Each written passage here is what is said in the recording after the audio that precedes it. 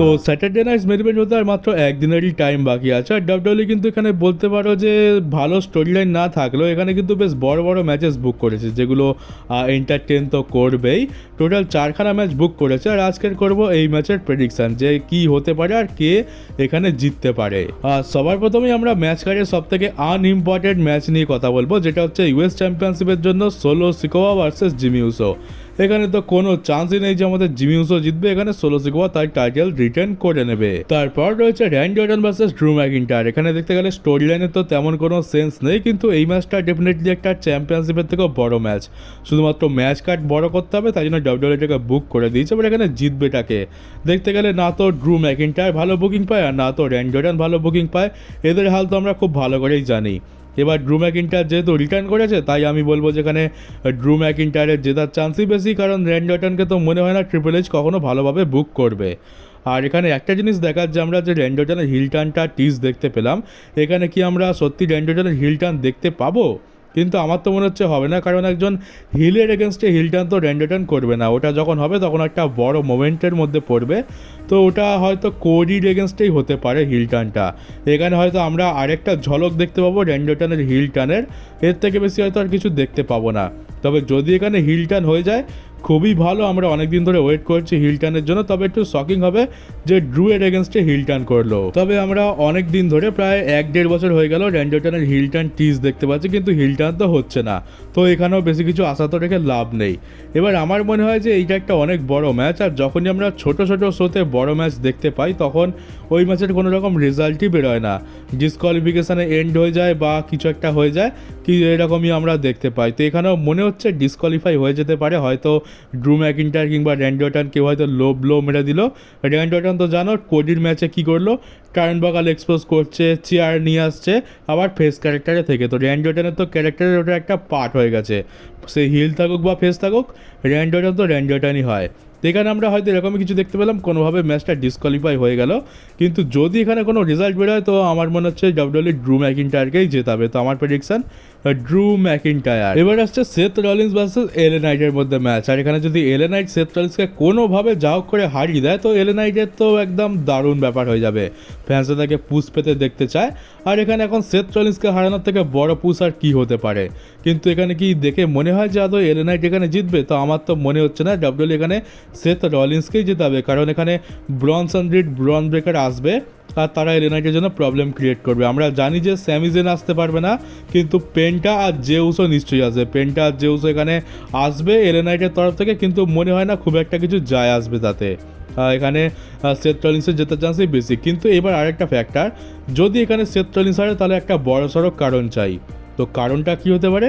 কারণটা হতে পারে রোমান রেন্স। কারণ দেখতে গেলে সামার স্ল্যাম হতে মাত্র 3 সপ্তাহেরও কম সময় বাকি।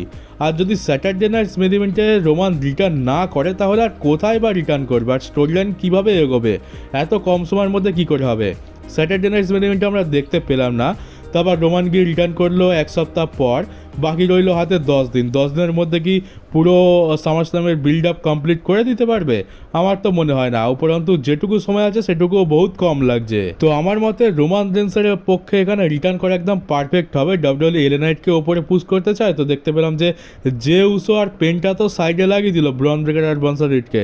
রোমান এসে সেথ রলিন্সকে ডিস্ট্র্যাক্ট করলো, যার ফলে এলএ নাইট এখানে সেথ রলিন্সকে হারিয়ে দিল। তো এই জিনিসটার চান্স তো খুবই বেশি লাগছে। আর চান্স কি বলবো, এটা তো করা খুবই দরকারি, কারণ টাইমই বা কত আছে। আর যদি এখানেও না করায় আমি ভাই জানি না যে রোমান কোথায় রিটার্ন করবে আর ডাব্লিউডব্লিউ কী করতে চাইছে আদৌ। আমরা সেই আগের যে স্যাটারডে নাইট মেন ইভেন্টটা হয়েছিল, যেটা ছিল মানি ইন দ্য ব্যাংকের আগে, সেখান থেকে আমরা রোমানের রিটার্ন এক্সপেক্ট করছি। আমরা প্রত্যেকটা প্রিমিয়াম লাইভ ইভেন্ট, প্রত্যেকটা রতে এক্সপেক্ট করে থাকি যে রোমান রিটার্ন করবে। এই করতে করতে কিন্তু একেবারে মুখের গোড়ায় চলে এসছে। এখনও আমরা এক্সপেক্ট করে যাচ্ছি রোমান রিটার্ন করবে, আর যদি এখানেও না করে আর তাহলে তো আর কিছু বলারই নেই। তবে এই হারামি ডাব্লিউডব্লিউর ব্যাপারে তো আমরা জানি। তো তোমাদেরকে বলবো যে বেশি আশা রেখো না, যদি রোমান এখানে নাও আসে বেশি শক্ট হওয়ার কিছু নেই। মেন কথা ওই যদি রোমানের রিটার্ন হয়ে যায় তো এলএ নাইট জিতে যাবে, আর যদি না হয় তো এলএ নাইট মারও খাবে আবার ম্যাচও হারবে। আর এবার আসি গোল্ডবার্গ ভার্সেস গান্থারের ম্যাচ, যেটা এই ম্যাচ কার্ডের সব থেকে বড় ম্যাচ বলবো। বলবো সব থেকে প্রেডিক্টেবল আর সব থেকে বড় ম্যাচও বটে। এবার এখানে তো সিম্পল ব্যাপার যে দূর দূরান্ত পর্যন্ত কোথাও দেখে মনেই হচ্ছে না যে গোল্ডবার্গ এখানে জিতবে। সব কিছু এখানে গোল্ডবার্গের এগেনস্টে, এক তো রিটায়ারমেন্ট ম্যাচ, তারপরে গান্থারের এগেনস্টে, গান্থার সবেমাত্র চ্যাম্পিয়ন হয়েছে, আর এখানে টাইটেল চেঞ্জ হওয়ার তো কোনো রকম চান্স দেখতে পাচ্ছি না। সব দিক দিয়ে তো এখানে গোল্ডবার্গেরই বিপদ। কিন্তু এখানে সিম্পল প্রেডিকশন করতে গেলে যেখানে গান্থারই জিতবে, কিন্তু আমি একটা আলাদা প্রেডিকশন করতে চাই। আমি এটা এত সিম্পল দেখতে চাই না। আমি জানি যে আমার ভুল হওয়ার চান্সই বেশি, কিন্তু আমি এখানে গোল্ডবার্গের প্রেডিক্ট করছি, কারণ আমার মনে হয় না যে গোল্ডবার্গের এটা লাস্ট ম্যাচ হতে পারে। এত সহজে গোল্ডবার্গ ছেড়ে দেবে বা এত সিম্পলভাবে তাকে এখান থেকে সরিয়ে দেবে ডব্লিউডব্লিউ, এটা তো হতে পারে না। সামনে সামার স্ল্যাম রয়েছে, ওটাই গোল্ডবার্গের রিটায়ারমেন্টের জন্য ফাইনাল জায়গা হতে পারে আর সবথেকে বেস্ট জায়গা হতে পারে। আর ডব্লিউডব্লিউ গোল্ডবার্গের মতো এত বড় রেসলারকে সামার স্ল্যাম, যেটা প্রথমবারের জন্য 2 নাইটের হতে চলেছে, সেখানে বুক করবে না, এটা ভাবতেও কেমন আজব লাগে। তো যে যাই বলুক না কেন, আমার বিশ্বাস হচ্ছে না যে গোল্ডবার্গের এটা শেষ ম্যাচ। আর গোল্ডবার্গ হয়তো এখানে সবাইকে শক করে গান্থারকে হারিয়েও দিতে পারে।